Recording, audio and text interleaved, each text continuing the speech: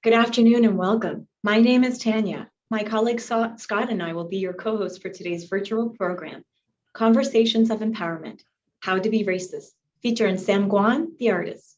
Today's program is being recorded, and the format will be as follows. I will introduce our guest speaker, Jesse Nervais, and Jesse will introduce Sam Guan. A discussion will follow. Once the discussion is over, we'll follow up with questions from the audience.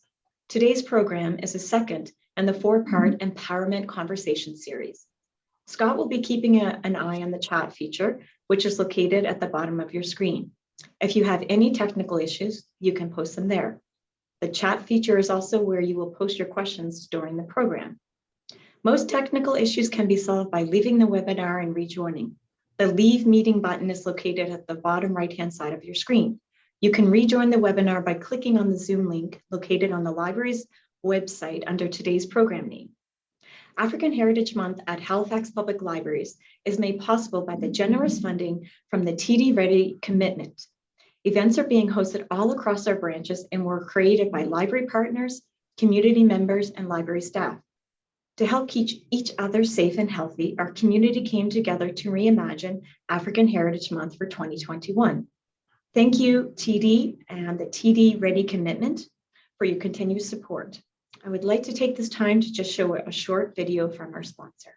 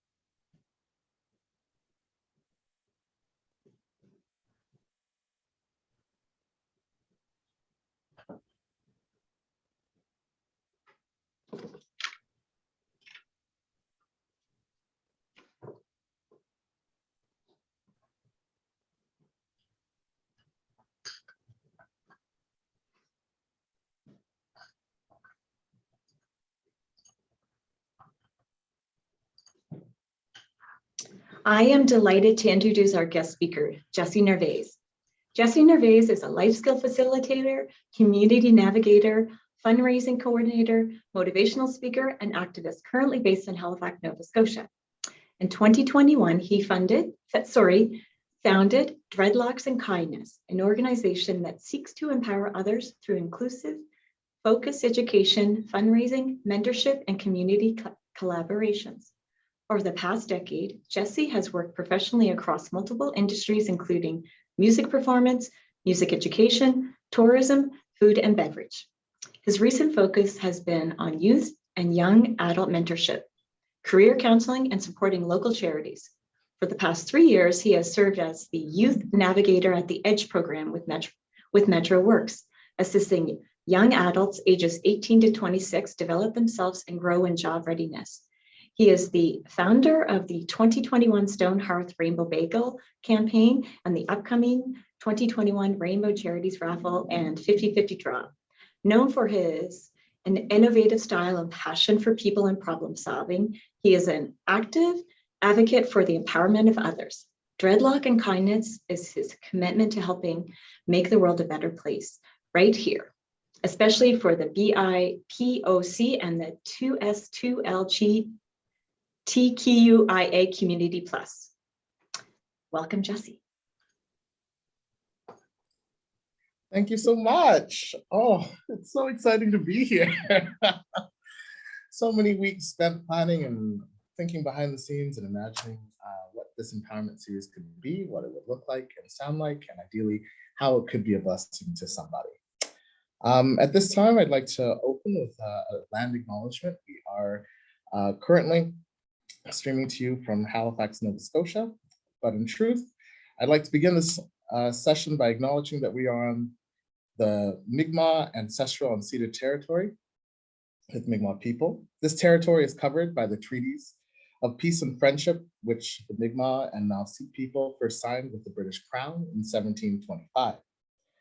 The treaties did not deal with the surrender of lands and resources, but in fact recognized the Mi'kmaq and Nauset title and established the rules for what was to be an ongoing relationship between two nations.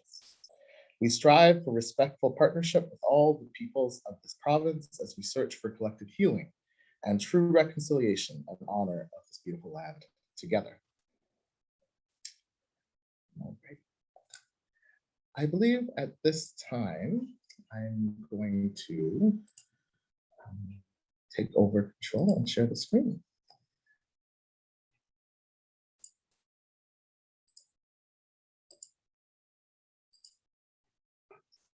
Excellent.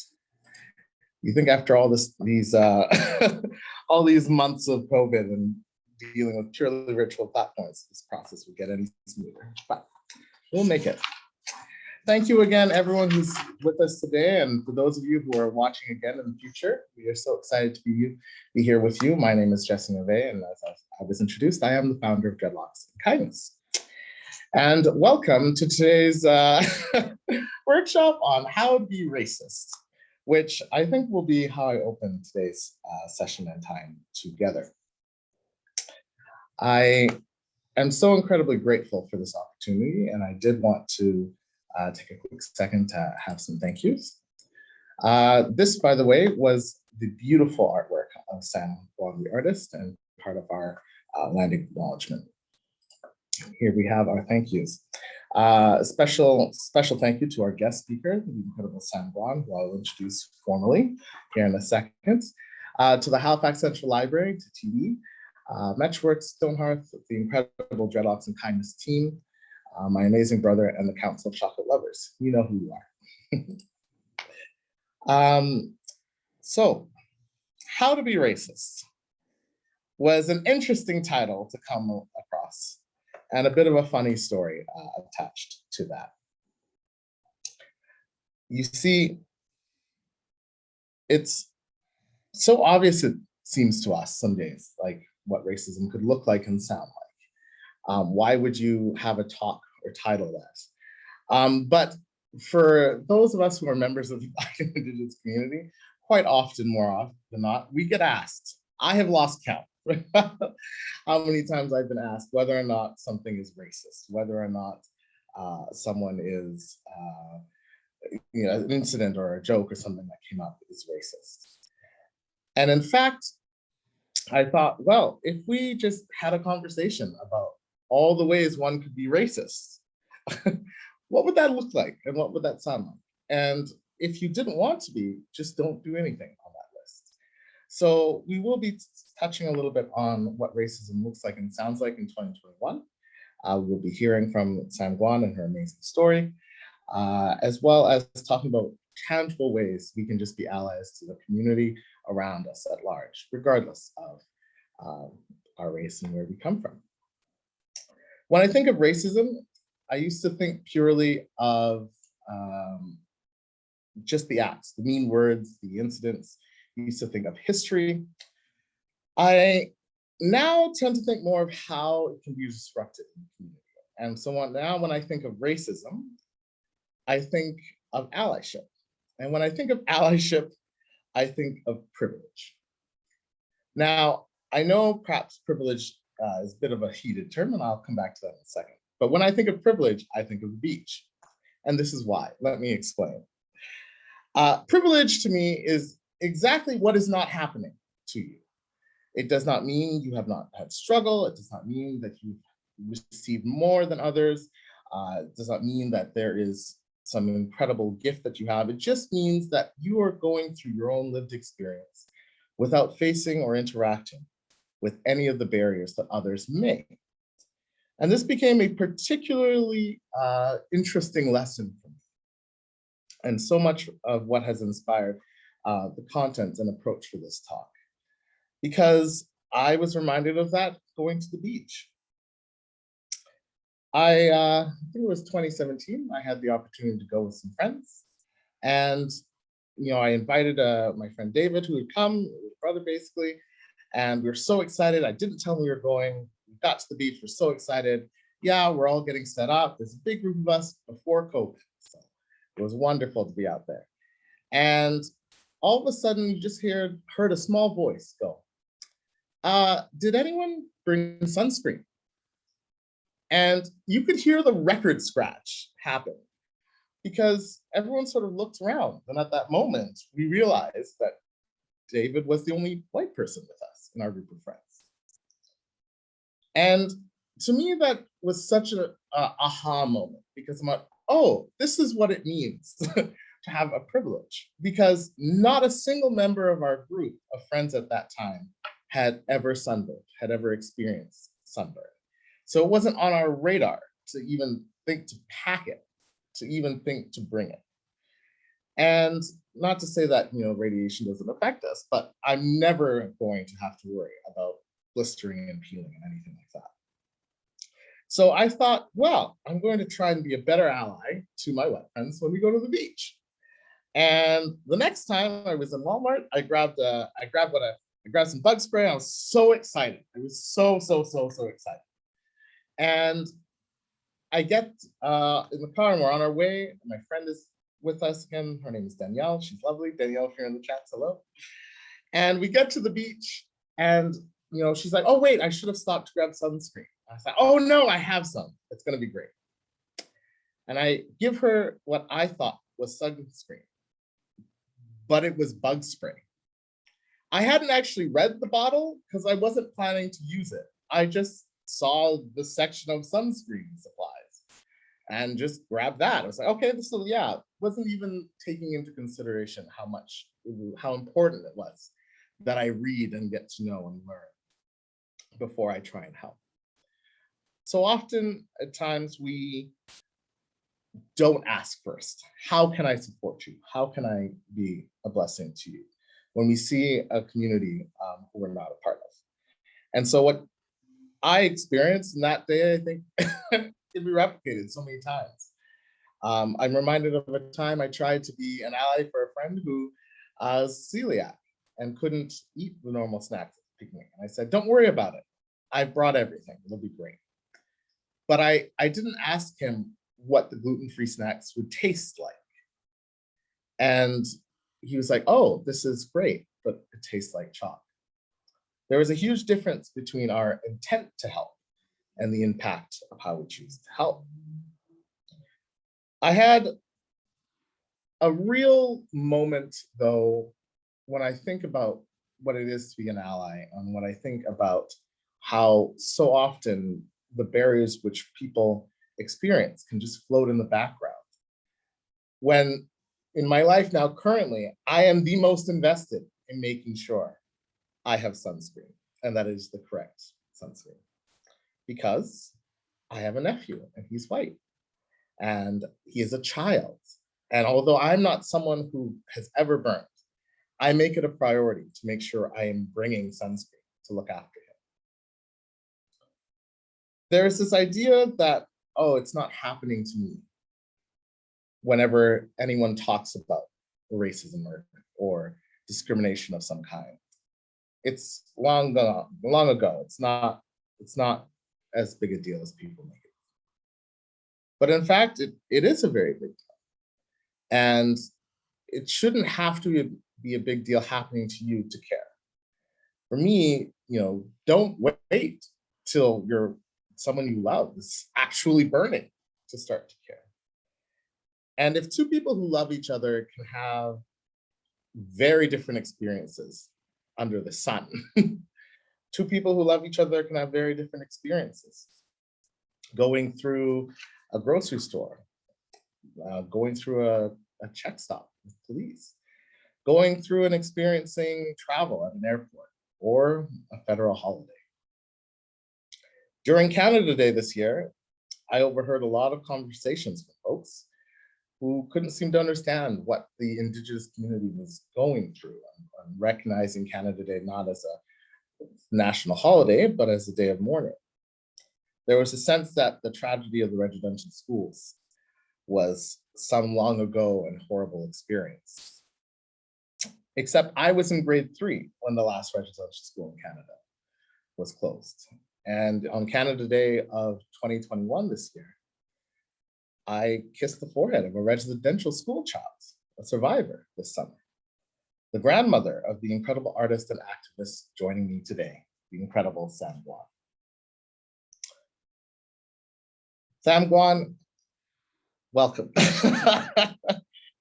She is the first Black and Indigenous female police cadet selected by Halifax City Police. She served as Special Ops Army Corporal domestically and abroad. She went on to become master hairstylist and nail tech. Now she's an artist and activist featured internationally, both in Canada and the States. She was awarded bronze by the Coast Halifax as Visual Artist of the Year in 2017. Has several and multiple installations throughout the community, most significantly at the Dalhousie Architecture and Engineering Building, Dentistry Office, the QE2, the hospital. She's been featured in several documentaries, Proclaiming Our Roots, the archive project, based out of Toronto with the university there. The Canadian Institute of Health and Research, the Aboriginal Public Television Network for a 2-part series, Racism Still Lives Here, or Racism Lives Here Too, with Trina Roche. And most recently, she is the Indigenous Artist Consultant and Feature Artist for Digstown Season 3. Please everyone join me in welcoming Sam Guan. Oh, wow. I can't believe we're here. Sam, please, anything you'd like to say before we continue? Just thank you for having me. This has been a long road getting here, but you know, I have a great team. You guys have a great team, so I'm happy to be here and thank you. I'm honored. Thank you. I had immediately no hesitation or doubts when it came time to doing this talk. Who would I want to have with us? Whose voice I thought would be such a great addition to this conversation? Oh, thank you. And you were the first that came to mind, so I'm so glad for us to be there. Now, for those of you watching, this is going to be a little bit different of a style of webinar. It's not a formal session, and it will be more of a conversation. As so often, members of the Black Indigenous community and people of color, we have these conversations of what racism looks like and sounds like. But so often these happen behind closed doors or just within our own communities.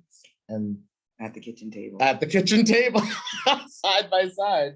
Normally, unfortunately, after an incident has happened.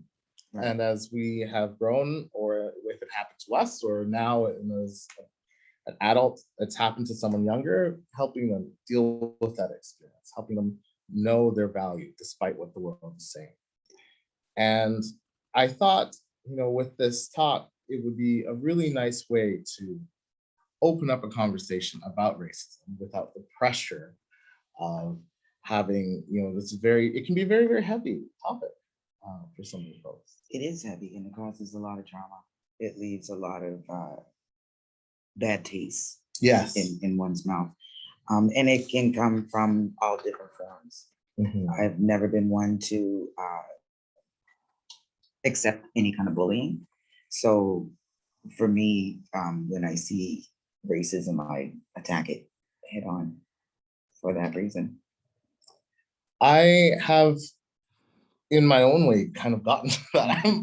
I didn't used to be though. I used to be quite reserved. I used to take it on and carry it. And now I'm at a place where I tend to hand it back to folks in a space and setting where it's safe for me to do so.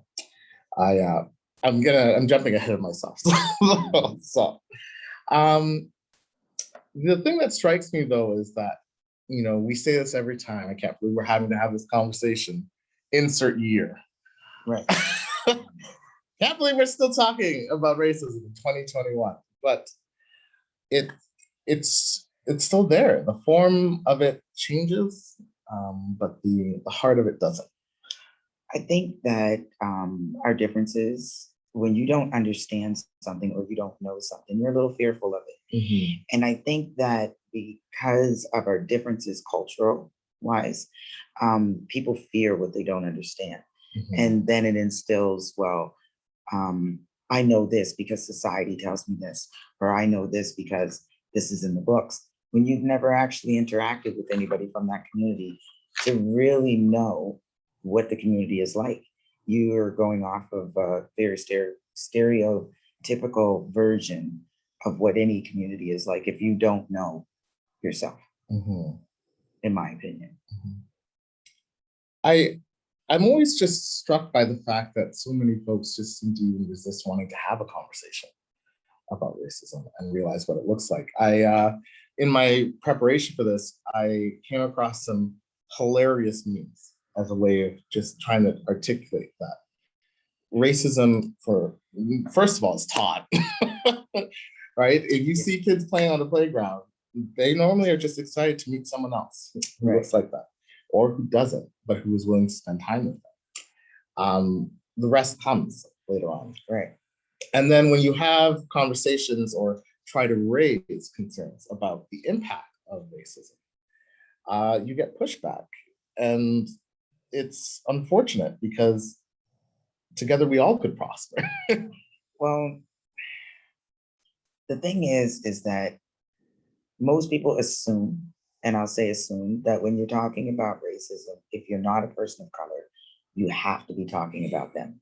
And the one thing I will say to anybody of color or not, if it doesn't apply, let it fly. If it's not you, if you know you do not do the things that someone else is talking about, don't defend the bad behavior. Just be quiet. Just be quiet. I had this incident happen. Actually, it wasn't to me. It was on someone else's IG account. And she spoke openly about the colorism within the Indigenous community. And somebody that was more of a lighter skinned Native jumped in and said, well, I don't do this. Then she wasn't talking to you. Yes. You know what I mean? Like if you don't do it, then she wasn't speaking to you. And he was like, I felt the need to defend myself. But defend yourself from what? She didn't call your name. She didn't say it was you.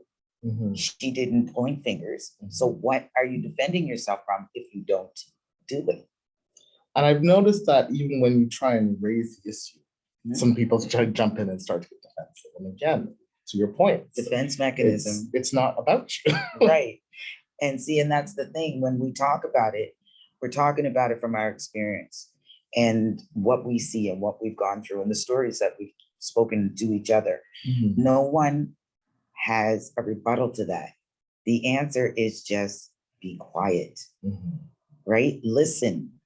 And I'm a firm believer, my grandma always said this, that the Creator gave you 2 ears and 1 mouth for a reason. So you can listen twice as much as you speak, right? So if you see somebody with a problem, and I'll give an example.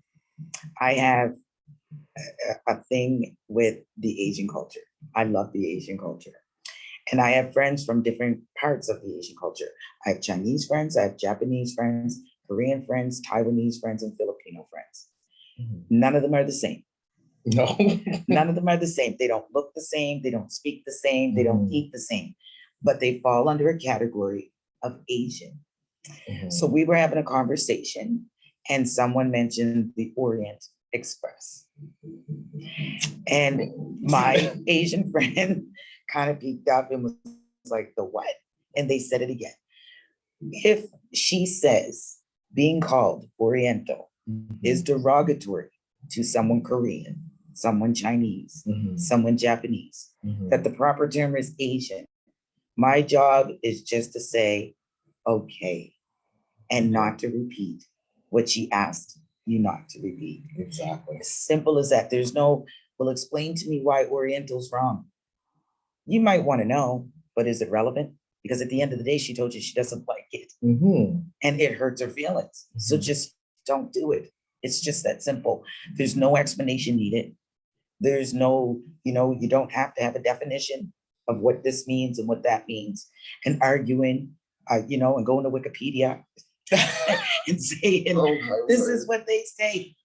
If someone of that descent, if someone of that culture, someone of that race, if someone in that community tells you it's wrong, it's simply wrong.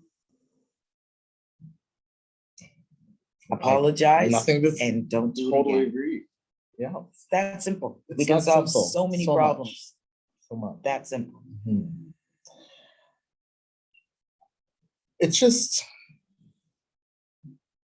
people tend to think that,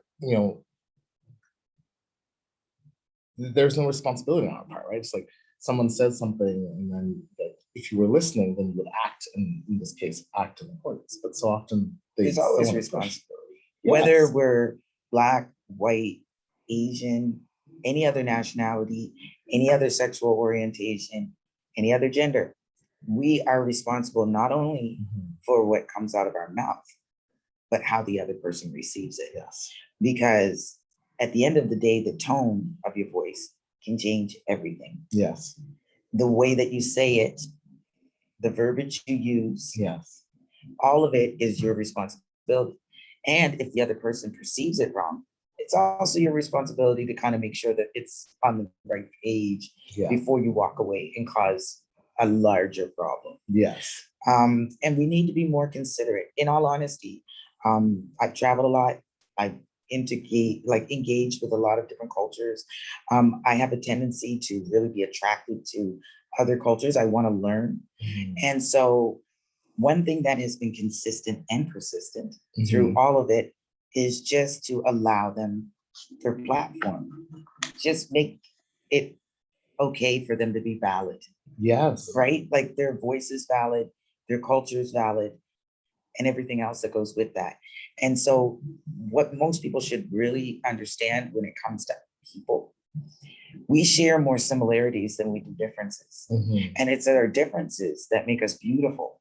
Yes. So if we weren't different, it would be a really mundane, boring, gray world. I describe it as the difference between salad and smoothies. Yeah. Right? We appreciate a salad for every element of it in its beauty as it is. Lettuce, tomato, cucumber, apple, pumpkin seed, whatever. You may not be as familiar with some of these, but they make up the world of this salad. And if we take that and we put it in a blender to make a smoothie, we have lost something in the beauty of that salad. Right. And we're going to talk about some of the unhelpful arguments of and ways of trying to help address racism that don't actually address it, but in fact are part of the problem. Agitated. So I did have a question for you then. Sure. How do you define racism in all its forms? I just think when I think of racism, I think of a group of people that have more power and utilize that power to their benefit. So in a way, you try to stop someone from doing the exact same thing you have the right to do. If I can walk down the left side of the street and Bob decides he wants to walk down the left side of the street, but I stand at that corner and I don't let Bob pass. And I say to Bob, the right side of the street is right there, go walk on that side. And Bob says, but I want to walk on the right side. And I force Bob to walk on the left side. That's racism. You cannot, we don't have a right as human beings to pick and choose what someone eats, what they wear, how they speak, how they dance, what they show of themselves to the world. Mhm. That is theirs.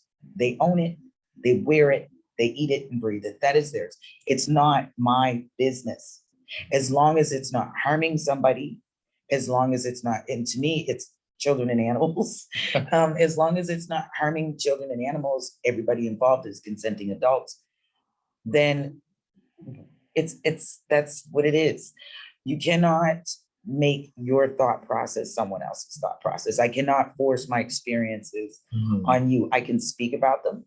Mhm. I can hopefully get through to you Yeah. with my experiences, but I can't force you. Even, I'll put it this way. I went to a store one day, and I happened to be in the store at the same time. I was talking to the general store owner, and a young gentleman walked in who happened to be a skinhead. And I mean the tight jeans, the tied up Doc Martens, suspenders, the bald head, the tattoos everywhere. And automatically my defenses went up, Mhm. right? And it was automatic protection, right? Because we know what that image projects. Yeah. He and I struck up a conversation, and we ended up speaking for 2.5 hours about everything under the sun, which, by the way, I love his dog. His name is George. But it was that simple, that we both had a problem with the image. Mhm. And when that image was taken away and the conversation started, because we were both friends with the general store manager, both of us had a very different insight on who each other were and how each other were. And from that moment forward, he said to me, I will have a very different opinion on Black people. And I told him, and I will have a very different opinion on white people that even give an image of racism. Mhm. Because it's not always necessarily that they're racist. A lot of times they're doing it to fit in. A lot of times they were taught, and it's something that was embedded. And even though they don't think that way, if the vast majority of the group of people that they're in think that way, you go along to get along. Yeah. Right? And don't get me wrong, it's not just white people. It goes right across the board. Racism can come in all different forms. Mhm. But I will say this, please, please, please stop telling Black people that they are racist. We cannot be racist. We cannot be. Now, let me say this though, we can be prejudiced. We can be Mhm. extremely prejudiced. We can be prejudiced to each other. We can be prejudiced to other genders, other colors, but we cannot be racist. And the reason I say that is because Black people do not have enough power in society as judges, lawyers, police officers, people in power, money, to be racist.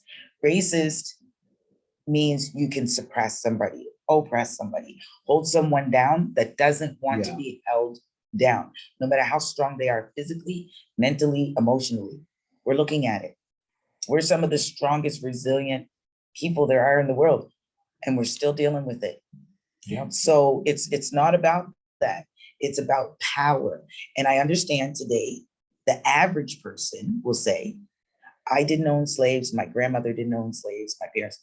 And we understand that. Yes. We don't, that's not the problem. Yeah. The problem is that when slavery was okay, there was a system set in place for the betterment of Caucasian people.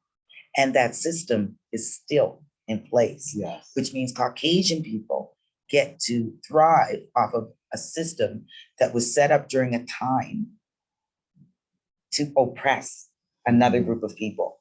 And it's still set in place from IPP programs in school, where young children of color will be put in programs that they can't get university credit to Mm. get into school. So if you're in a foundation, high school situation, when you go to apply to university, they only accept academic courses. So if Mhm. you haven't taken academic courses, which if you're put on an IPP program, it happens in elementary school. So it starts in elementary school, and from that point forward, Mhm. you are no longer accessible for academic courses, which means then you are no longer accessible to university. And that's just one of the systems. I think when I think of the different types of racism, I think of the different types of systems that it impacts. Exactly. Peggy McIntosh has a great comment about that. I was taught to see racism only in individual acts of meanness, not in the invisible systems conferring dominance in my group. which is exactly what you've been talking about. This is why when we talk about things like systemic racism, we're talking about the systems that were once built. Right. The fact that people of color, Black and Indigenous, couldn't own land for the longest time, have money in their own name. Like it's just, it goes, the list goes Well, on. you The even look impact- at the indigenous people, they're put on reservations, they don't own their land. It's that little plot of land that their house is on isn't Mhm. individually owned to them, belongs to the nation. And it was given to the nation, their own land was given to them by another government. Yes. See how that works? So we take your land and then we give it back, but you're only allowed to have this much, and you're only allowed to do this with it, and you're only allowed to have these people on it, and you're only allowed to have this much money with it. Mhm. You can't, And you know, this has been your lived experience. This and is lived as someone experience. who identifies as being both, as being Indigenous, Mi'kmaq, and Cree. right. That's correct. I'm a first generation immigrant to Canada. And so my experiences of this system of racism have been encountering them one at a time, without necessarily that historical context. It's been interesting moving from the West Coast to the East Coast, because I've never been more aware of the fact that I am Black before living on the East Coast. There's two folds to that. Mhm. I hear people that live on the other side of the country say, I can't wait to get to Canada, get to Nova Scotia, sorry. Nova Scotia is the Black Mecca of Canada. It has the largest Indigenous Black communities in Canada. I can't wait to get there. And we encourage, come see the Africa Museum, come and be in North Preston, East Preston, Sherbrooke, Lake Loon, Weymouth Falls, Hammers Plains, you name it. I can continue on. Mulgrave Park, Uniacke Square, Greystone, Truro Heights, the island in Truro, the marsh in Truro, constant and large amounts of Black communities. But when you get here, you realize how racist it can be. Yes. And it's not, and I want to say unfortunately, but I guess it depends on what side of the coin you're looking from.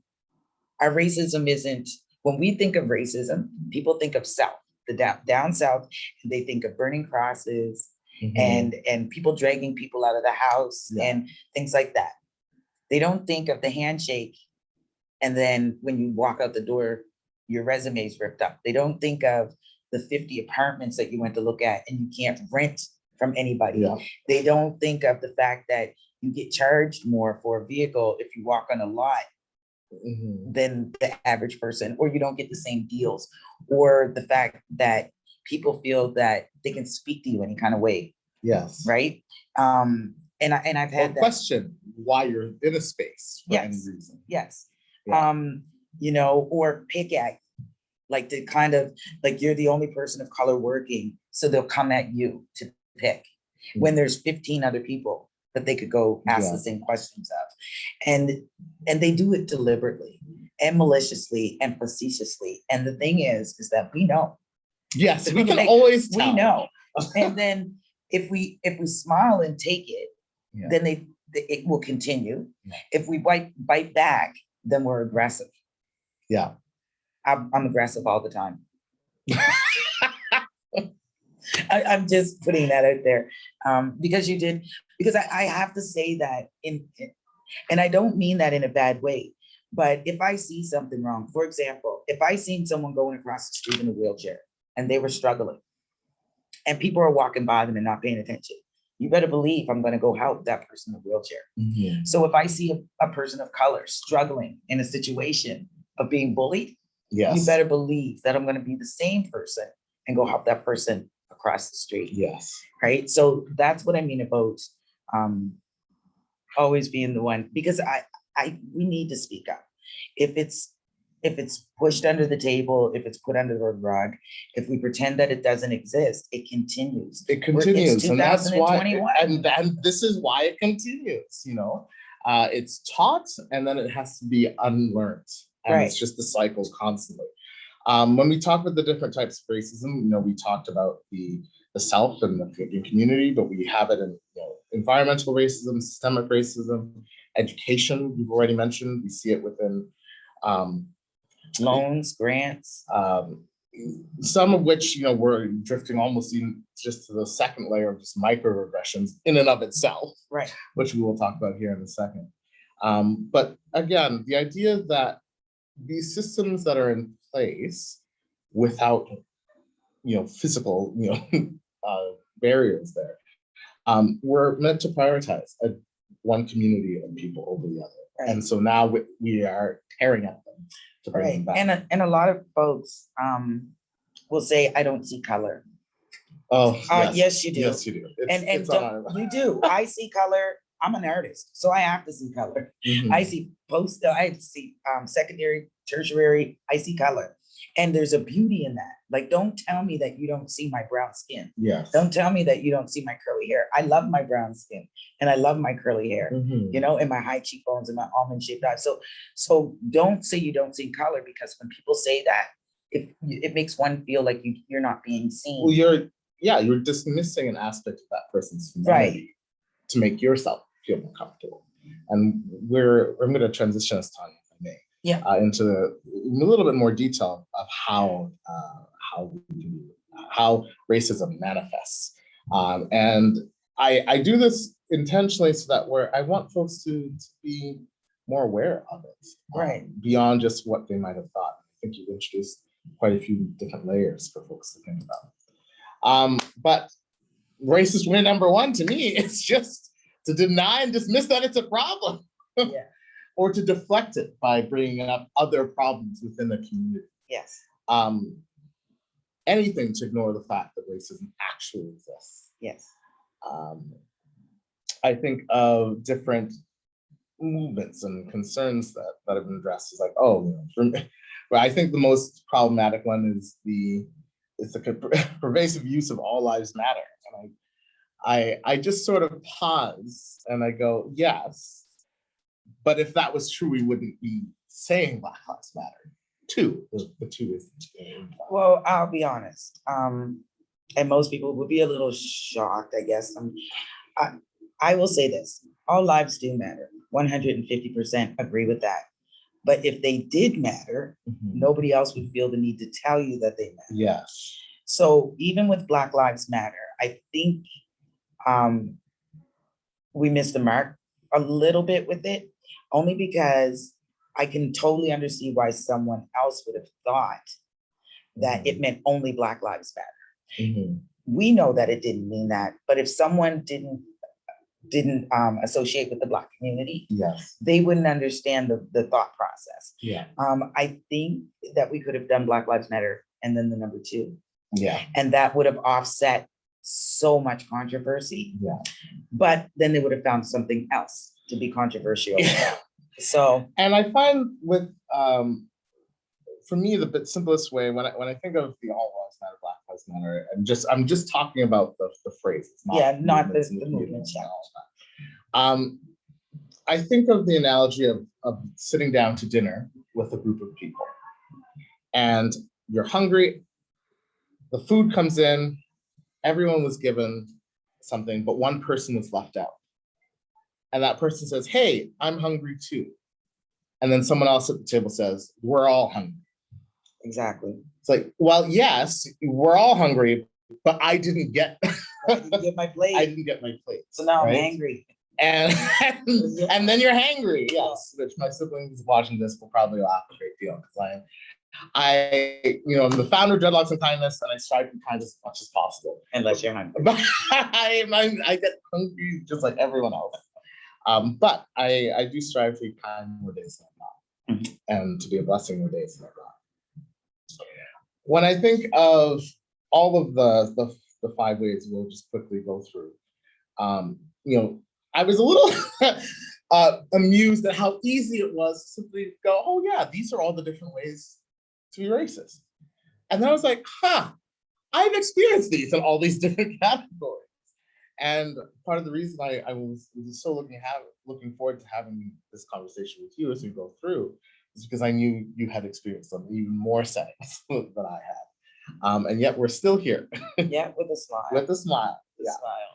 So racist way number 1, denying and dismissing and deflecting that racism is actually a problem, right? We see that in certain arguments that get raised. We see that in the unwillingness to act when a problem is raised, when attention is being brought to something. I also see it on social media when a news story hits, Yeah. and anybody who happens to be a Black automatically has to be a drug dealer, automatically has to be, and you'll read the comments, and it's really painful sometimes to read these comments, because we know these people, right? Sometimes. Yes. Sometimes we know these people. Like a young gentleman passed away in the early part of this year, and the comments that I was reading from these people, like it was so cold, and it was like a dismissal of that person's humanity. Very much so. Yes. And it's like, this young man has parents and children, and like, you have no idea what happened. Like, why would you just and then jump on there and argue and just be really, but we're the aggressor. You know what I mean? We're always, so it. And what you're saying just falls in racist way number 2. Devalue, demonize, or deride another culture's traditions, beliefs of the race, and their identity within that. Yeah. Right? Whether or not they're a part of community or not. I think the biggest thing that I think of for this one especially, I think of cultures and traditions, and I think of hair.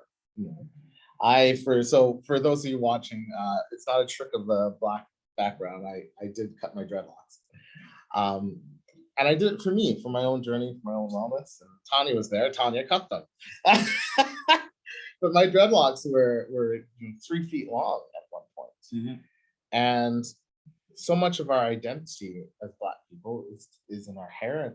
Well, identity is just part of so many of the individual in general, but in specific communities, it's an expression of that as well. Exactly. I think of the braids in the Indigenous traditions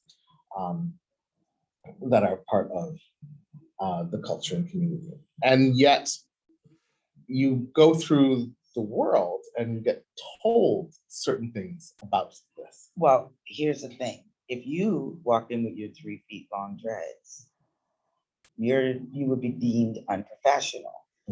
But if a young Caucasian man walked in with the same locks, he would get the job. And that's the problem, right? If I have braids in my hair, it's deemed unprofessional. But yet a lot of Caucasian girls today now will wear braids, and then it's fashion. And so for me, it's like, people get concerned about appropriation, whether or not someone's appropriating from another culture. When you can appreciate appreciate another culture. You can appreciate, but appropriating is totally different. And then arguing about your appropriation. Yes. Right? Because being Black and Indigenous, and being browner skin, I've had a lot of people say, well, you're Native, you're Indigenous. Yes, colorism, shadeism. Yeah, and assume that I would be appropriating or try to force the title of appropriation on me when I am indeed Indigenous and Black. There's no appropriation of that. And what brought that to light for me was a friend of mine from the Abenaki Nation. He said, when they start telling you that you're appropriating because you're brown skin, he said, tell them that we, the Mohawk people, own the jingle dress. And yet everybody dances in the jingle dress. He said the Cree people own the hand drum, but everybody drums the hand drum. So even within the Indigenous cultures, because of residential schools in the 60s sweep, they appropriate each other. So you cannot get mad at someone loving your culture, but you can get mad if they're stealing it. And there's a difference. There is a difference. There's a difference. I think for a lot of folks, that difference was most clear and most obvious if it's benefiting the person. Right. Or if there's a double standard. So or taking away money's platform, voices from those people that really are oppressed or really are part of that community, to give them the right to speak. I know that when I first started my art journey here, one of the people, well, I have several mentors definitely from the Friendship Center is one of my big places. I work with Francis, Debbie Eisen, I'm trying to think, Trish, Pam, Sherelle Robinson was there, Lisa Robinson. So they have a great crew, and I've always felt at home at the Friendship Center. Emmett Peters was an elder that was at the Friendship Center. He actually led the sweats and helped a lot of young men coming out of the prison system, getting back into the work system, seeing their children, so on and so forth. Emmett also gifted me, well, my name was gifted by Kitty, which was an elder from Member 2. But at that time, my name was a little longer. And Emmett felt that I was at a point in my life where my name could be shortened because my journey was shortened due to certain things that I was going through. So my name was shortened to Semguan. And because before that it was clear running water, not just water. So it was shortened to Semguan, and I totally understood why he did that. That was my mentor. I was going through a lot of stuff and I was starting my healing journey.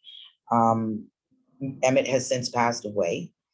But when I did my piece in the Dalhousie Architectural Engineer Building, it has 64 names of the elders from both the Black and Indigenous community placed inside the 8-point star before it was closed. Emmett Peters is one, Noel Knockwood, Shakur Jeffries, Rocky Jones. At the time, Joan wasn't passed at that time, so she wasn't able to be placed, and she was a huge mentor of mine. So I try to honor everything that we were taught by exuding that, you know? When I see people being picked on, I don't like it. It doesn't matter to me if it's based on race, culture, or just the simple fact of bullying. Just don't. Just don't. That's we're gonna get to ways in which we can be allies to one another in the community, regardless of race, gender, especially. And that's one of the first ones. It's just don't. I'm getting at it. But I honestly believe that I do, and I have to say this. I know that some people may not understand what I'm going to say, but I honestly believe that not everybody always realizes when they're doing things. And I say that with a grain of salt, because there are people that'll say I didn't realize when you know that they realize. But I'll show an example in a possibility of realizing or not realizing. Remember our trip to the gallery? Okay, so I'm going to give a disclaimer up front, okay? The story did take place at the Art Gallery of Nova Scotia. And since having this experience, we were able to share it with them, and they have worked to address it. It was actually a wonderful learning experience. And we love them. We're looking forward to them. This is not an invitation to cancel an art gallery. Don't not go to the gallery. But what it is that we were invited to go see a display that the Nova Scotia Art Gallery was putting on, and it was a Black display. They were super excited. It was the first time that they were doing it, and they were making sure that Black artists and people in the community came out to see it, and it was great. I was excited. I went with my little notebook. Those that know me know I don't carry notebooks, so I was super excited to go take notes. And we went to be inspired for projects for this project, as a matter of fact. For this project. And so we went and we get there and we walk in, and the young lady approaches us, and she introduces us to the gallery. She tells us that the showing is in a certain part of the library, or in this certain part of the gallery. So Jesse and I go down the stairs and we go to find the exhibit, and we walk down a long hall and all this going through corridors. And we finally get to the exhibit. And the very first part of the exhibit was a glass box. Do you remember that? I do remember that. And in this glass box was a cup that looked like a mammy doll, a few mammy dolls, a set of shackles, and some kind of device, torture control device. So I was a little thrown off. I wasn't sure if I had walked into a museum. We weren't sure where we were at that point. So we were like, you know what? Calm down. Just walk around and look at the exhibits. Now, I will say this. There were some beautiful art exhibits. There really were. But then there were some other art exhibits that made me question some things. A bunch of people of color different Black nationalities, burping and making obscene sounds. Do you remember the video? I do, yeah. And I'm then not sure familiar with who that artist was, but I the don't general- know, but it was, we'll talk about that. Yeah. And then there was another exhibit where there were spoons, some kind of spoons that were Mhm. being collected. Mhm. And then there was another exhibit with, which I totally understood, the football player uniform Yeah, and the big chains and and the stuff shackles and the shackles. to the field. So anyway, we looked at the exhibit, we took our notes, we went to the second floor and took in beautiful Indigenous artwork. There was a gorgeous model, wall motif that was done, a lot of Alan Syllaboy's work, Yeah. beautiful pieces. There was a piece of the exhibit for the rawhide for Ursula Johnson, Yeah. beautiful pieces. So then we walk upstairs again and we start looking at shipbuilding pieces and Halifax pieces. And then it hits me walking through. And I turned and I looked at Jesse and I said, Jesse, I know I'm gonna say something. I know you're gonna, but I have to say it, it's sitting heavy on my heart. And I said, Jesse, why does the museum or gallery look like the Titanic? Why is it organized by class? By and layer? class. The Black people were in the basement.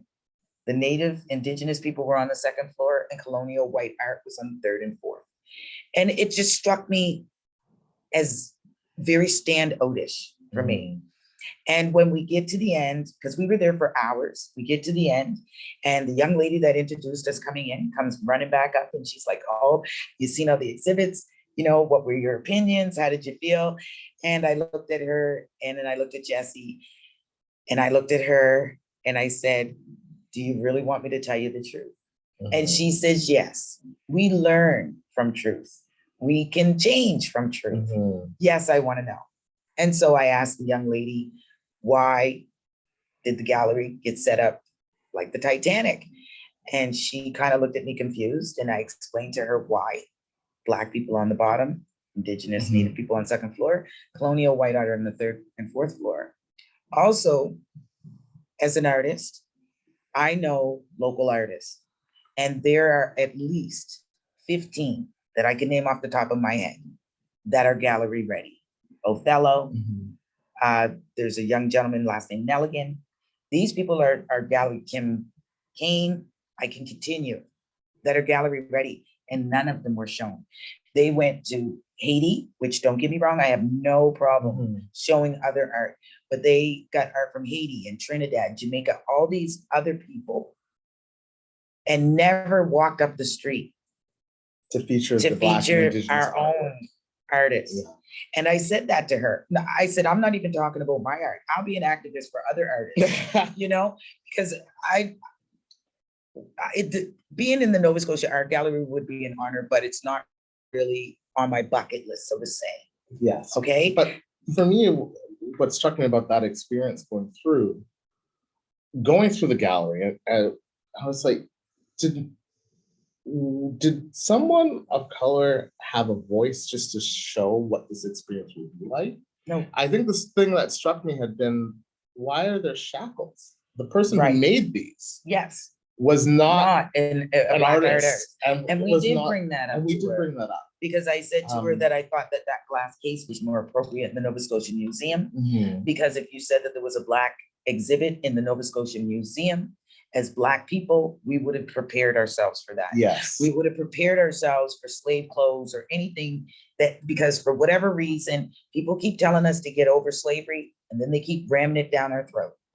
So I don't understand how your wound can heal if someone keeps reopening the wound, right? If someone keeps pulling the scab off, it's not going to heal. So in that sense, I say, please be respectful and thoughtful of us when brought into those spaces. That particular piece threw me off, and it kind of changed the whole tone. And the fact that it was the first piece we saw, it really affected the tone for the rest of our experience, because we didn't leave inspired by artwork. No, I actually could envision Black people in those shackles in the bottom of the Titanic. Yeah, that was an unfortunate experience. But what I wanted to get at as far as the importance of that is that we were able to then have that conversation. Yes, that was this we had open dialogue. Yeah. You know, most people, we are angry, but we're not mad. There's a difference. We're angry. It's history. It's anger. We've gone, you know, our ancestors have gone through it, and we're still dealing with the systematic racism right now. But we don't run around mad all the time. No. And conversations like these don't need to be a screaming match. It doesn't need to turn into an aggressive, defensive thing. You can have open dialogue and open communication as long as you're willing to listen. Hearing is one thing, listening is another. And that was one of the things when I was writing this list out, was going like, this is all of these are regular experiences, but I wonder who will listen. Right. I'm just gonna move us along if I may. Sure. Are the intentionally impacting in a negative way a community based on race? And we see this around the world. We've seen it, you've mentioned the residential systems and reserves.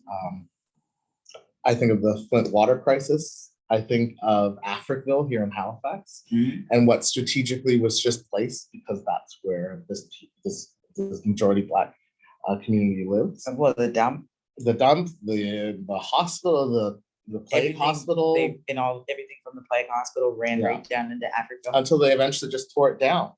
Yeah. And I think of policies that get placed knowingly to affect a community, whether that's surrounding their voice and the right to vote, whether that's access to different spaces and eligibility. Or whether they were put in a certain area because they didn't expect them to thrive. Yes. And when they did, AKA North Preston, they didn't think anything would grow up there. They didn't think that North Preston would thrive or be able to feed themselves. But the Mi'kmaq people intermixed with the Black Loyalists and the Maroons and taught them what would grow and how to grow it and how to survive. Yes. And thrive. So I'm gonna hold that point. Racist way number 5: silencing and ignoring the voices speaking out against the impact of racism. Seems obvious, and yet it happens all the time, especially on social media and all different platforms in ways. Not trying to get at the point, but simply making the debate about racism the problem. Why are you bringing up this concern? You're making me uncomfortable. I had that thought even with the title of this workshop, How to Be Racist. And I I saw in some faces like, oh no, it's like this discomfort you're feeling. So many members of the Black and Indigenous community, people of color, experience on a daily basis. Walking into certain stores, we are aware that we are not of a majority. I used to in stand-up comedy talk about the fact I knew what season it was based on the hat the security guard was wearing as they followed me through. Right? Bunny ears for Easter, Santa Claus. It's a problem. And we can laugh because we have to make light of it, because if not, it will run every aspect of who you are. Racism is everywhere. Even the way that they set it up. And then people will do subtle things like they'll do commercials where they'll do interracial couples, which I don't have a problem with interracial couples. I'm interracial, right? Because people have a tendency to always assume I'm interracial. So I don't have a problem. I'm biracial. I don't have a problem with someone being an interracial couple, but I do have a problem with it being used to curb what's really going on. Like they'll have like a white mom, a Black dad, and a biracial child do a commercial because, it shows unity, when that is not what unity really is. Like, and that's part of it. That's part of it. And the lived experience of someone who goes through, this is what coming back to our comments on shadism and colorism, right? This valuing of how light-skinned are you? Right. We see that in television and media, perhaps the most. Josephine Baker. You weren't allowed to dance on stage unless you were lighter than a brown paper Yeah, sack. exactly. I, being you and I the wouldn't have been tremendous on Marvel stage. nerd, We of wouldn't have been. yeah, we would not have been allowed for so many different reasons. I, being the huge Marvel nerd that I am, I think of Storm from the X-Men franchise. And with no disrespect to Halle Berry and She's the young beautiful. actress who came out, I just sort of went, isn't this like in the middle of Africa? Shouldn't the skin tone be there? Angela Bassett. Angela probably would have Bassett. been a better. Anyway, where the people have come to learn more about. That's how why to I was do so glad that Black Panther was Mr. Boseman. He Rest in exuded, peace. he exuded that blackness, and it was so beautiful to see all that richness. And I don't mean wealth, although that played a part of it, but the richness of it, the beauty of the costumes, of the people, of the people itself, and that is what made Black Panther so impactful in the Black community. Because it was we a never chance to see ourselves depicted just as being of value and in the community that on a larger scale and within the story of the superhero genre. That and the fact that as a nerd myself, and you know, I'm a Marvel DC comic girl. We don't get to see ourselves as Wonder Woman because she's not brown. And we don't get to see ourselves as part of the Aqua Twins because they're not brown. And I can't picture my brother as Batman because he's never brown. And I can't picture, you know, so when to see that was great. When the new Spider-Man came out and it's a young Black teenager, it's like, now I can see, you know, and that representation matters. It does, right? It does matter. It matters to the person. And it matters to the community. Right? It's also just part of the real world. Well, yeah, the fact is we're pretty awesome. Yeah, like you know. I was the impact being, you know, of being able to see yourself represented and done positively, right?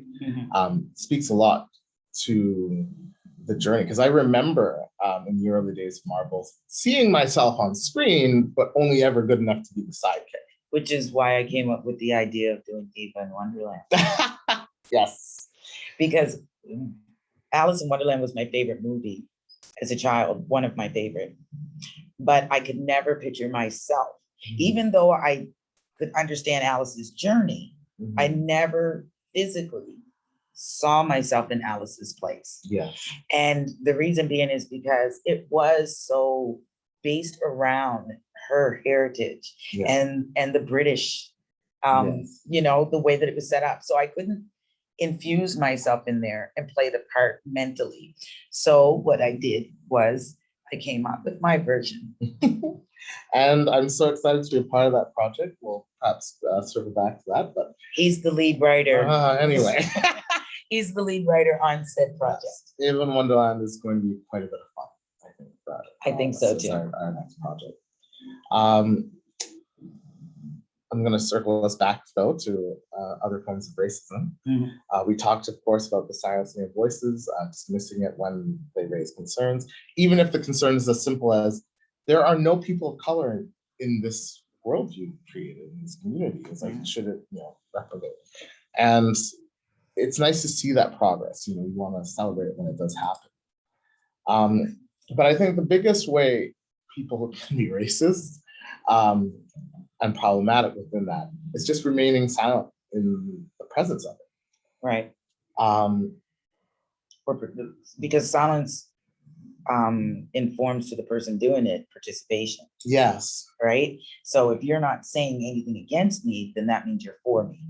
And so a lot of times they'll emphasize things and get louder when people don't say anything. I talk about that here in our next points. And when we get to our ways in which we can help disrupt racism, standing as witness and calling it what it is so important. Martin Luther King talks about this. How it is not actually the words of the enemies that we remember, it's the silence of our friends when situations are happening. And it can be so draining and so discouraging. I have experienced, moments where I wish someone had said something for me. Right. And you feel all alone. you feel completely alone, when or you're someone being doesn't picked on. realize, it's like, actually, this is really, really racist. It's not actually as funny as you think it is. Right. And so often when we go to raise that concern, again, the voice is discredited. It's like, oh, you're reading into it too much. Or It's if it not was a really. joke and, oh, it was just a joke. Yeah. It isn't just a joke to us though. Like Yeah. I said, when I spoke about the Asian people, if someone of another culture, another community, another life tells you something hurts their feelings and it's not right, just don't do it. There's no room for argument. I am not Asian to tell another Asian person I have a right to call you Oriental because that's how I feel. It's not my place. It's if I tell someone, don't call me that or don't say that, it's racist, then it is. You don't get to decide what's racist to me. It's not what you're experiencing. No. Yeah. And the impact you're having for you is real, right? And sometimes you just sort of wish that you could just take it off and put it on someone else's head for a second and get them to experience what it is that you're going through. Yeah. But what I did want to do in our time together here is talk about the ways in which we can disrupt racism, the ways in which we can be allies. I think so often when we get to these important conversations, there's this feeling of discouragement at the end where we're not sure what we can do. Well, I also understand that everybody isn't confrontational, right? Yes. So if they see something happening, everybody doesn't have the personality to go up and say, that's wrong. Yeah. Some people are a little more timid in personality, and I get that. But you know what? If it's getting out of hand, start recording. Make sure that they see you recording. Yes. Make sure that they see you taking notes, because most of the time they only act up because other people aren't paying attention, you know? So even if you don't want to be confrontational, if you don't feel that you want to get involved, do things to make the other person know that you're there and that someone else is there. That's all it takes. And it doesn't necessarily have to be that you're there. Well, like that you're seeing it in person, right? Even if it's just behind closed doors. Exactly. And I'll use this to segue, if I may, to what we can do to be allies. Although I do think behind closed doors needs to be brought to the forefront. Well, I'm not okay with it just being behind closed doors. No. But in regards to racism, you know, I've been asked, you know, was this racist, or is this racist, or is it racist I do this? Can I just cut you off? I'm sorry. Yeah. And just say this. And I'm saying this out to you guys. If you have to ask if it's racist, it's probably racist, right? If you have to question it, don't do it. If you're not sure the impact you will have on another person, don't do it. Do it. Right? Don't do it. Yeah. Don't do it. Yeah. Don't be part of the problem. I think in general, though, sometimes there may be some confusion surrounding just genuine ignorance, and we can tell. My way of phrasing is like, you know, someone asks me something's racist, I go, well, I don't know. Was there hatred in your heart when you said it? Yeah, like if people have to understand, if someone asks a general question and it's general curiosity and it's about culture, the LGBTQ community, race, any of that stuff, gender, it's not racist to ask. If you ask with malice, yes, or you say it with facetiousness in your heart, then that's racist. What people have to understand, that it has to be the intent, right? Like, we understand as Black people that a lot of it is willful ignorance, that you just don't know. And unless somebody says to you, don't do that, you just don't know. And it's not done with maliciousness. You really just don't know. But then there are those that say, I don't know. And you can tell the way it was done, that they were fully aware of what they were doing. My uncle and his partner have a cabin down in Bridgewater. There was a man that posted made some kind of sign, and it was a noose on the sign. Yeah, you knew what you were doing. You know what I mean? No one in today's day and age posts a picture of a noose on any kind of sign where any people of color are and we not know what that means. You do not need to burn a cross on someone's lawn to be racist. No. Okay, for us to know that you're being racist. And sometimes it's even in the polite way someone is talking to you that you can already tell. Well, because polite in Nova Scotia, because I will say this, we are some of the friendliest people in the world. We are. Everywhere that I go, people have positive things to say about Nova Scotia, about how friendly we are. The Maritimes is known for its love and you know, pulling people in. But we are also the most subtle racists, has the most subtle racism too, because those same people will smile, put a quarter in your cup, say you did a great interview, and then as soon as you walk out the door, tear the paper up and say she'd never work here. Yeah. So, and we've seen it. Which I've experienced. I've seen it, I've experienced it. I've watched it happen to other people where they think because it's in front of me and I'm Black and the person might not be Black, that it's not considered racist. Yes, it is. Yes, it is. Yes.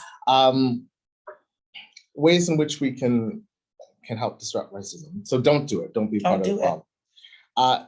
Don't give your friends a free pass. No. Is another one. And again, circling back to the concerns of, you know, not everyone's up for confrontation, right? But you can still say what you have to say. You can still say, you know, that wasn't really cool. I think that was racist. I feel that was racist, and I don't think you should do it again. My friends understand me. If I don't like something, I'm unfiltered and I come 150%. And if you're friends, you should be able to have those conversations without it being a problem. Yeah. And if someone says, oh, it's like, it's, you know, it wasn't a big deal. It's like, sure, for you, it wasn't. But now you've added that negative energy to the world and given it to someone else who now has to experience that. And I'm going to ask one other thing too. When you do certain things, please stop telling us that you have Black friends and that's why you can do it. that having Black something friends undoes having Black friends does not give you a right to use the N-word. Yeah. To be honest with you, I don't even think Black people should be using it.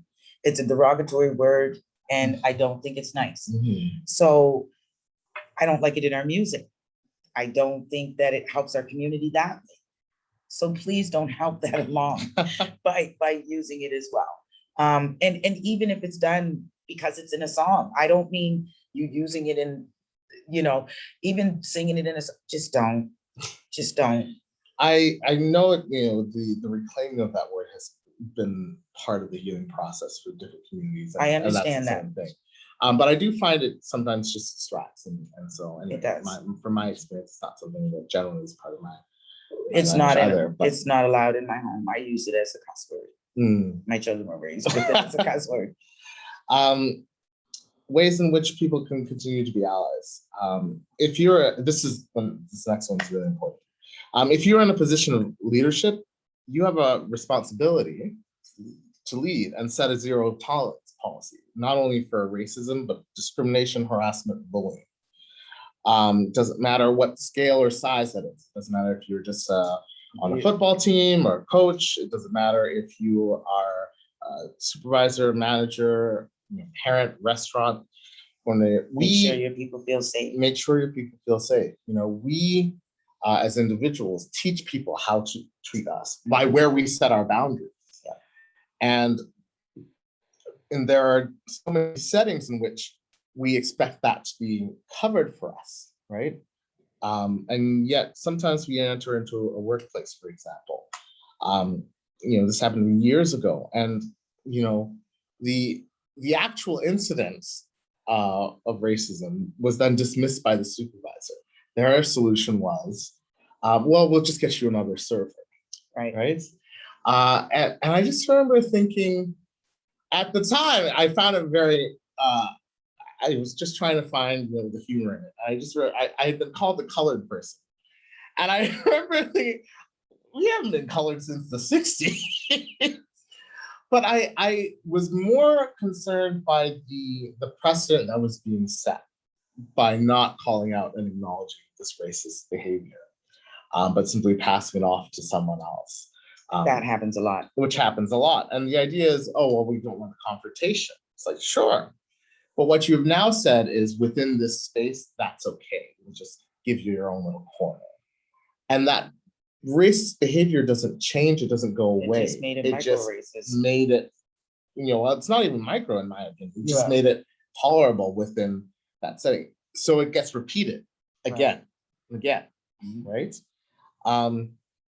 Setting those boundaries, as a leader is so important, and reminding folks of that. It shouldn't have to wait until there's an incident, right? And now we need to have this conversation. It's like, it should be something that we talk about on a regular basis. If we talked about it when there wasn't an incident, there probably wouldn't be as much aggression when the conversation happened. Yes. Because your emotions aren't running, you're not heated about whatever is particularly going on.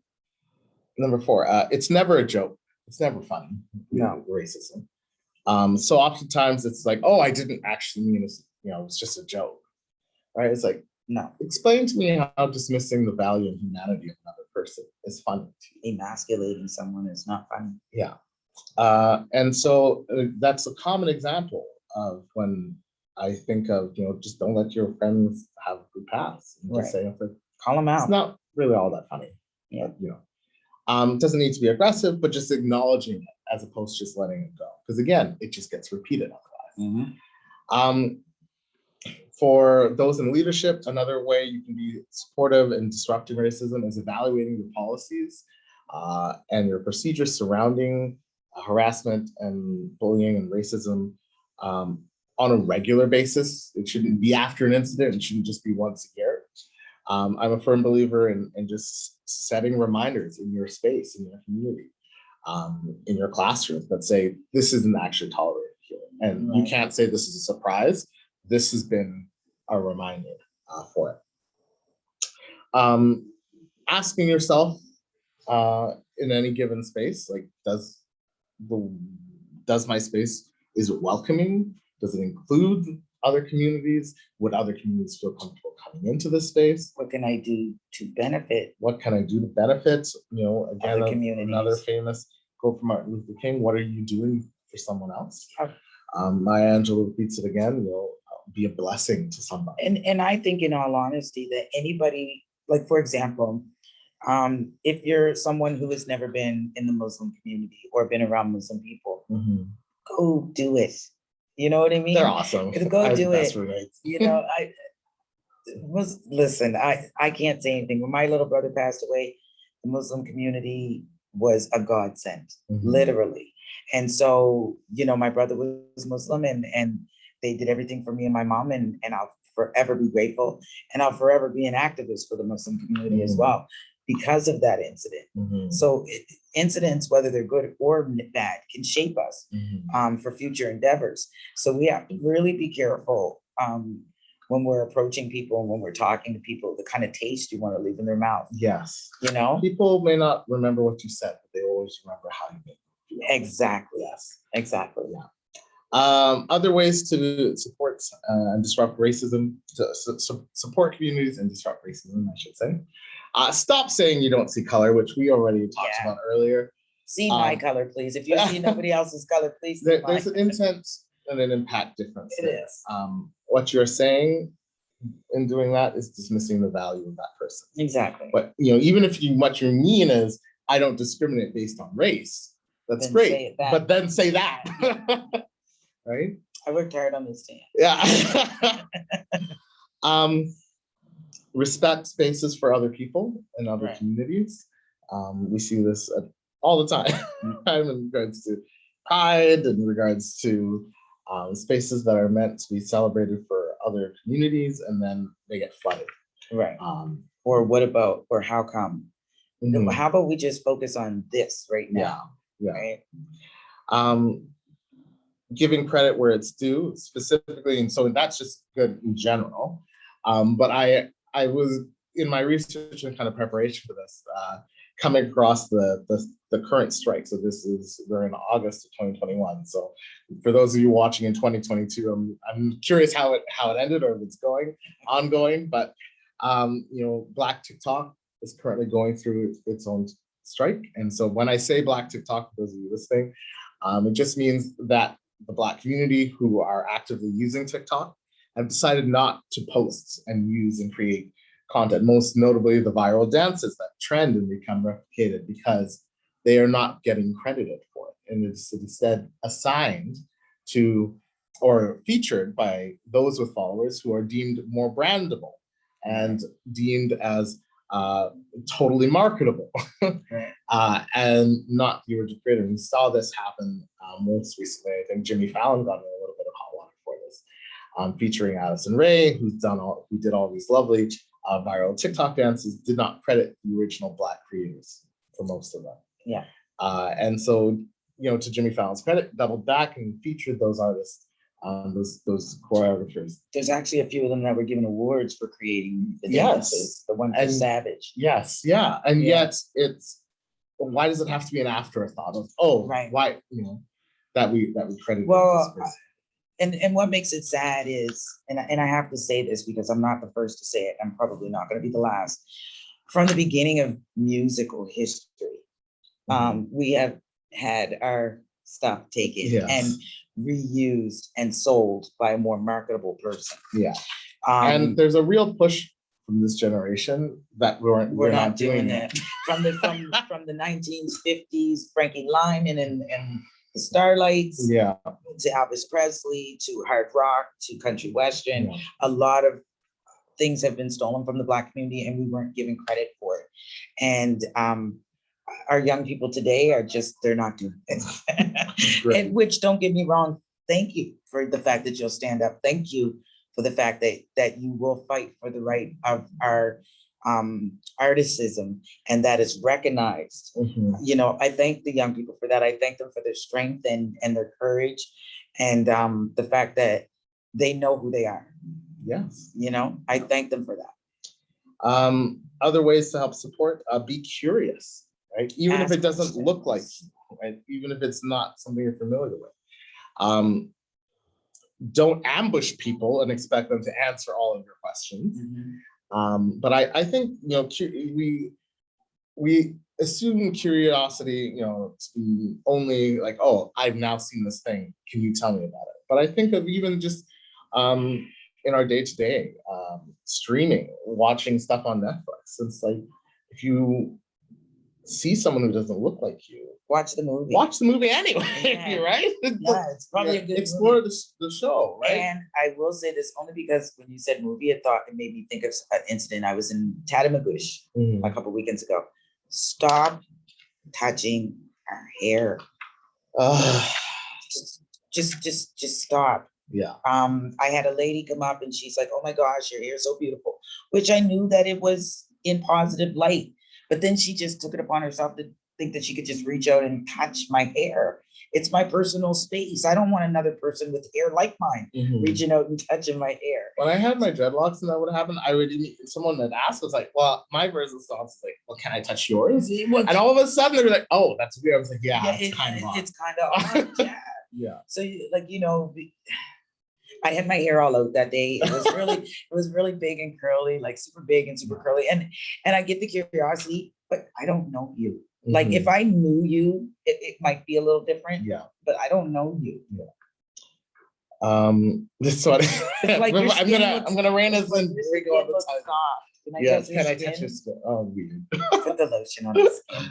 Oh man. Other ways we can be supportive and allies. Offering to be a witness. You touched on this earlier. Yes.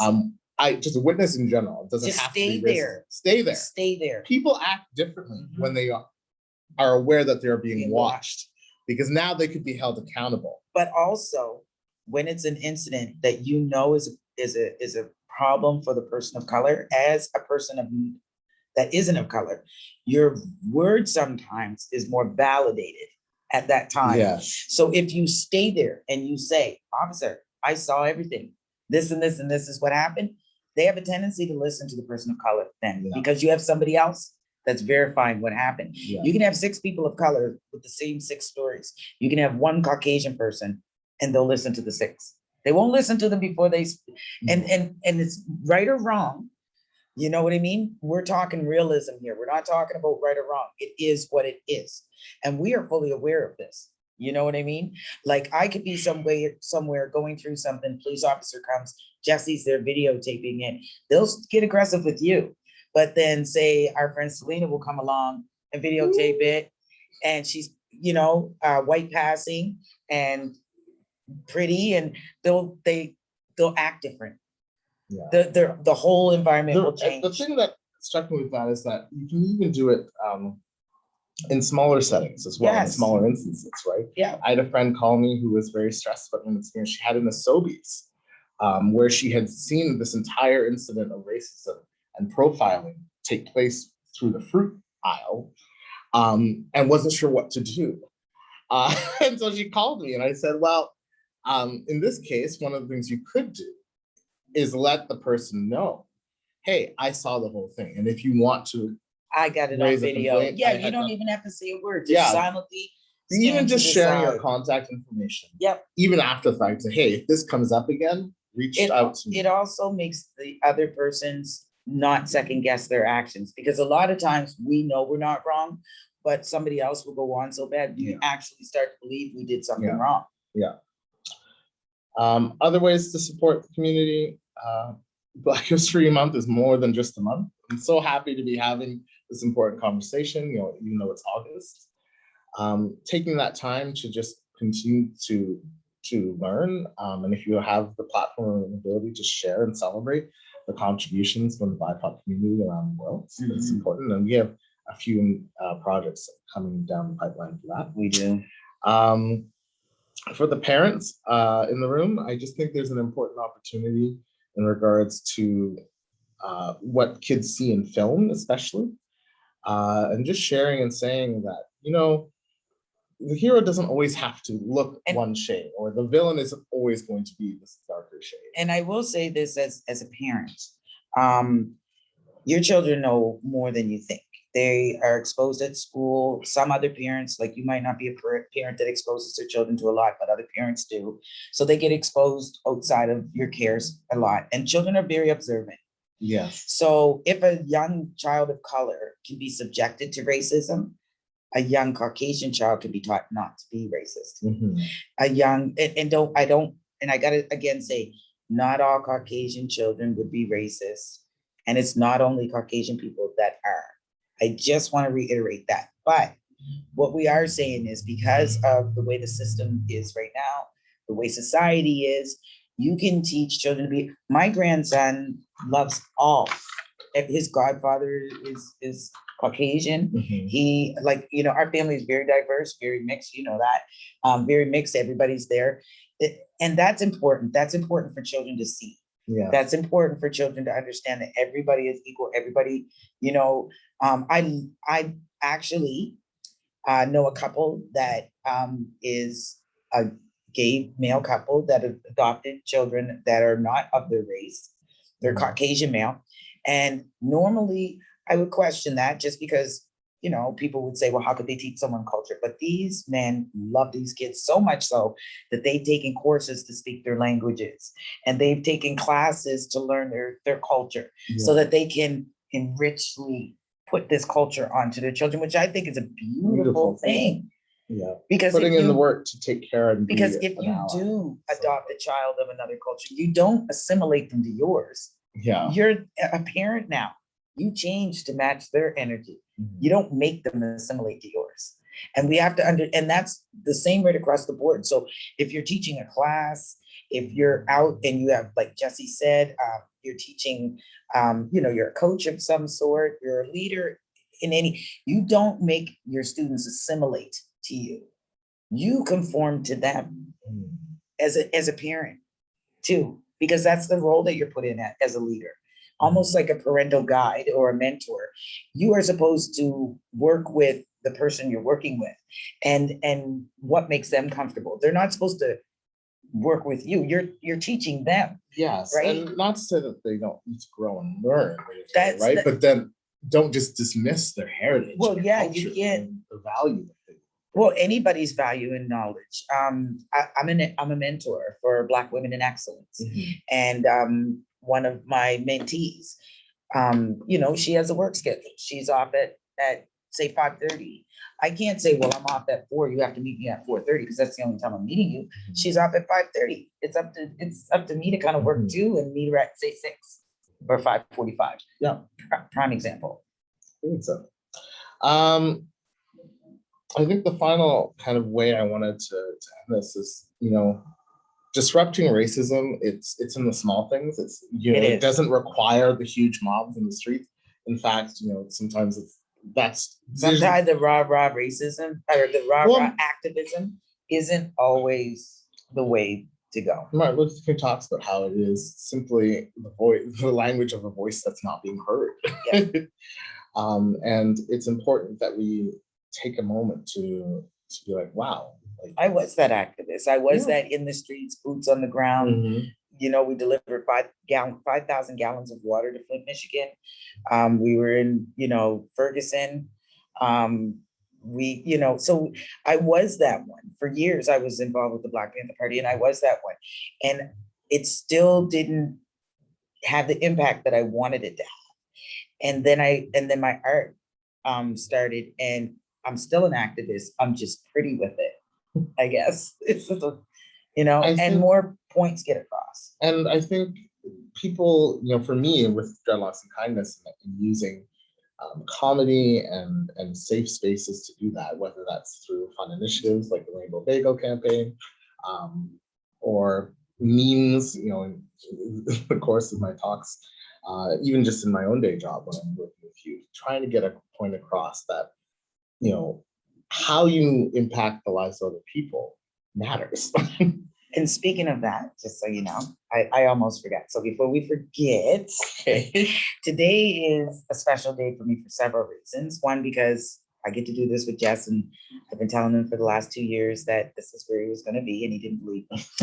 And two, today is the birthday, brand new day of a new Black and Indigenous line. I wonder what these births Black and Indigenous line called BNKD. It's Bare Naked. And this one is a hair oil for Jesse. And this is his vanilla honey lip balm. Hilarious. So thank you. I had to, and so this is part of it, supporting and being there and acknowledging those that are there. Mm-hmm. I think that's a big way to start. I'm doing this, and just for everyone to know, the line is Black and Indigenous, but it's right across the board. Right now we have hair and body oils. We have lip balms. We have body sprays. We have different scents. Peppermint, lavender, wild orange, vanilla and honey, and everything is natural. It's all natural. Hummingbird Spirits provides all our medicines. So we everything is Black Indigenous based. Our bear grease, because everything is infused with bear grease and the medicinal purposes that come with that. Our bear grease comes from the Mohawk Nation and Ganawaki Reserve. So big ups to them, because without them, we wouldn't have this. Yeah. My business partner is Corin Bell out of Galveston, Texas.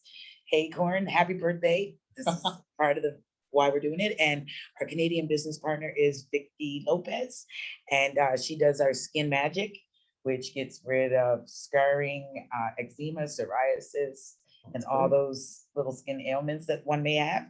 It's great for bug bites and sunburn. It's just so funny because you brought up the sun.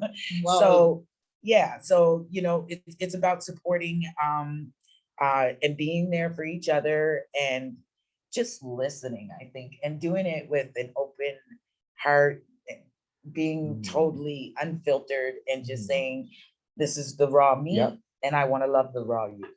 And one of the things I think of in regards to how to be an ally with the community is giving what you can to help support that community. Right. Which I do want to segue to the 2 paintings behind me, because I also did forget about this earlier. Oh yeah. I'll move it. So the blue one that everyone can see, that is the San Juan painting. It's one of her favorite. It does actually say San Juan across the bottom, and the symbol is, of course, her water. But the purple one behind us is a fusion painting made by the incredible artist San Juan. The center there that you see is the Dream Catchers, with the mirror inlay, has the beaded Mi'kmaq dream catcher across it, and this is within the painting. And it is one of the prizes for the upcoming raffle. for the Federal Kindness, our Rainbow Charities raffle. We're supporting the Youth Project. We're supporting the Rainbow Refugee Association of Scotia. So excited with that. And that perhaps would lead me to this. Thank you for joining us. Stonehearth has done these incredible rainbow bagels. Which, by the way, they are vegan and they are fantastic. And I knew how much you would like some more. So Yes, I love thank you them. for being here with us. And thank you. And I think And just in the time we have left. just before, I just want to speak on the Yes, piece. please. For those that are interested in the raffle for the piece, it is a dream catcher and it has a mirror behind it. The reason I chose to do that was because I thought of the dream catcher, and a lot of people don't always understand the concept of the dream catcher, but it was on canvas. And the dream catcher is supposed to stop all the negative energy from coming through, and you're only supposed to receive positive energy. Oh, the reason that I put the mirror is so that you only see the positive you. Right? So all the flaws or all the things that you think are positive will be held in that. Powerful. Thank you so much for that. There'll be more of that to come. I do wanted to thank everyone who's been here. We'll have a few moments, I think, for a Q&A. Scott, if you're there. I am here. Yes.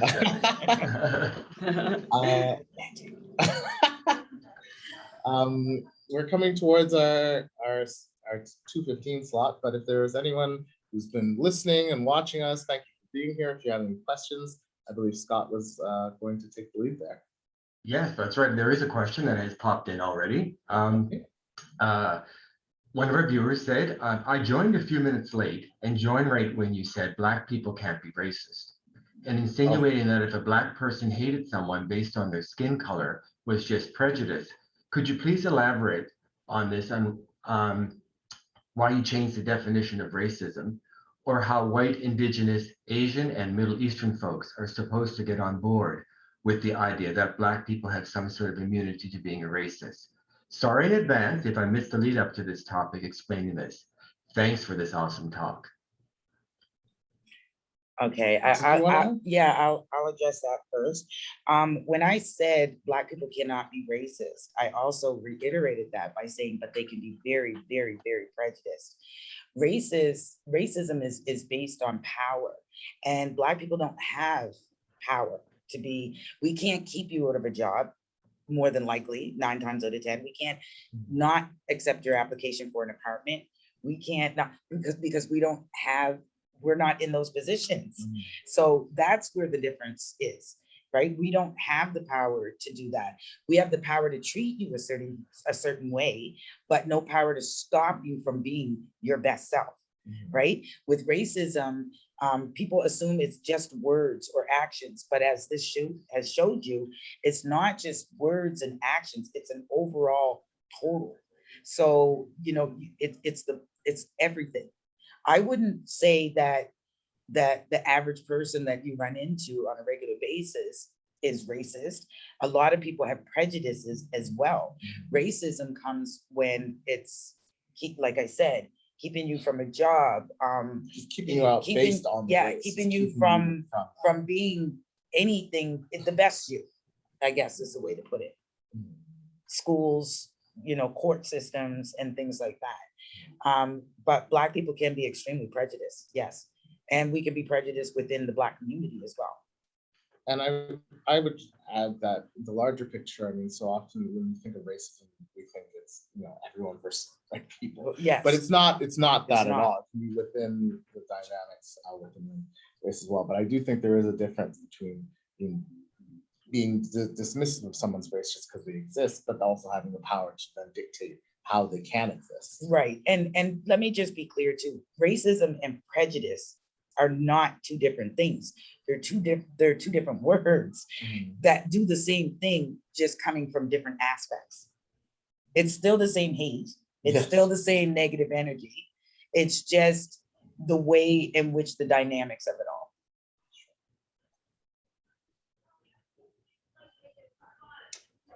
That's Any other great. questions, Scott? There is something in the chat panel here.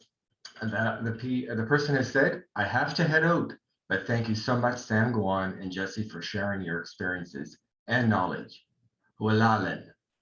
I hope I pronounced that correctly. Well, Alan, yes. Yes. And I'm just watching for any other questions our attendees might have for you. And there's, and I will say this, there is a little bit of, like, there is misunderstanding sometimes between prejudice and racist. I get a lot of pushback on that, but you can't, I'm just trying to think of how to word it. Racism also stems from the fact that most Black people didn't come here voluntarily either. We didn't come here to come to a place and thrive and do all these things. We were brought here forcibly. So that makes a big difference in the construction of the way of the word being laid out as well. Okay. Great, and there's just a little follow-up from the same person who posed the first question. Yep. They thank you for your answer. They say, but when did racism become power-based? I thought it was discrimination based on skin color. Is this just the definition of racism for white majority countries, or are countries with Black folks in power able to be racist? Well, to be honest with you, there's all different facets of racism. Racism isn't a general term at all. There's all kinds of other things that go along with it. It's not just based on discrimination of one's color. It's based on a system that's set up to dismantle another community. It's based on systems where they take an entire race and put them on one piece of land when the entire piece of land belonged to them. Racism is not just based on color. It's based on religious beliefs. It's also based on sexual orientation, gender. We can use racism in all different facets. And the person just typed in, thanks so much for both answers. And thanks again for this chat. Oh, thank you. There is another question if we have It's time time. for one more, and then One more, okay. As a white person, I have experienced times where friends of mine who are visible minorities have used racial slurs or said prejudiced things about other minority groups. And I've been told it's okay because they experience racism from that group. What would be the most appropriate and culturally sensitive way to address this and not perpetuate it? I think Just address it. just address it. I would just say it's like, address it. even if they have done this and said, oh, I've experienced that from the group, the question I would have to that person is, but why are you now sending that negative hatred and energy, negative energy and hatred out? Why are you still passing? And see, for me, I would say you may have experienced racism from the group, but you did not experience it from that individual. So why would you feel that it's okay to make that individual feel the way you did when you experienced racism from the group? Right? We want to share emotion, not that kind of emotion. Well, thank you to everyone who posted questions for our panelists today. Thank you. Oh, thank you. I'll just have a few closing remarks before we wrap up for today. And a huge thank you again for everyone for joining us, and for TD and for the Central Library for hosting this space. This is part 2 of our empowerment series, Dreadlocks of Kindness. I am ecstatic, beyond ecstatic, for next week's talk, which is going to be focused entirely on wellness. We have so many wonderful members of our HRM Nova Scotia community coming to join and have this wellness roundtable discussion. It will be next week, Thursday at 6 p.m. in person at the Halifax Central Library in the Paul Reagan Hall. And I am just, wellness is perhaps one of the biggest things next to supporting others and being a blessing to other people. But Healing is important. Healing is so important, and healed people heal. Exactly. And so I'm so excited to sit down with folks who are so committed to different forms of wellness and helping pass that on as a gift and blessing to others. Any final words? The only final words that I have to say is just be good to each other. Just love each other while you have the opportunity. Life is short and we're not promised, and we don't come with an expiry date. So just love and love hard. Thank you for that. Fantastic. That's good stuff. Yeah. So that's just tap out. Thank you all once again, and turn it over to Tanya and Scott. Thank you so much. Jesse and Sam Guan, thank you both for being here with us today. What a phenomenal program. Thank you to TD for your continued sponsorship. I would like to remind everyone that today's program has been recorded and will be posted on the library's YouTube channel at a later date. Thanks again for joining us and enjoy the rest of your day. Bye, everyone. Goodbye. Thanks for coming.